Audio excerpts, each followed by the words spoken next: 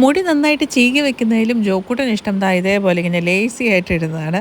രാവിലെ സ്കൂളിൽ പോകാനുള്ള ഒരു തിരക്കാണ് കേട്ടോ. ഇന്നിപ്പോൾ എക്സാം ഡേയ്സ് ആണ്, അതുകൊണ്ട് തന്നെ ഉച്ചയ്ക്ക് ലഞ്ച് കൊണ്ടുപോകണ്ട, രാവിലെ ബ്രേക്ക്ഫാസ്റ്റൊക്കെ കഴിച്ചിട്ട് അങ്ങ് വിട്ടാൽ മതി. ഉച്ചയാകുമ്പോഴത്തേനും അവരുടെ എക്സാമൊക്കെ കഴിഞ്ഞിട്ട് തിരിച്ചു വരും.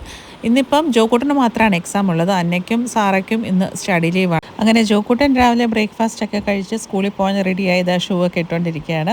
സാധാരണ ലിജോ ആണ് പിള്ളേരെ സ്കൂളിൽ കൊണ്ടുവിടാനായിട്ട്, അതായത് ബസ് സ്റ്റോപ്പ് വരെ ഒന്ന് കൊണ്ടുവിടാനായിട്ട് പോകുന്നത്. ഇന്നിപ്പോൾ ഞാനും കൂടെ വരാമെന്ന് പറഞ്ഞു.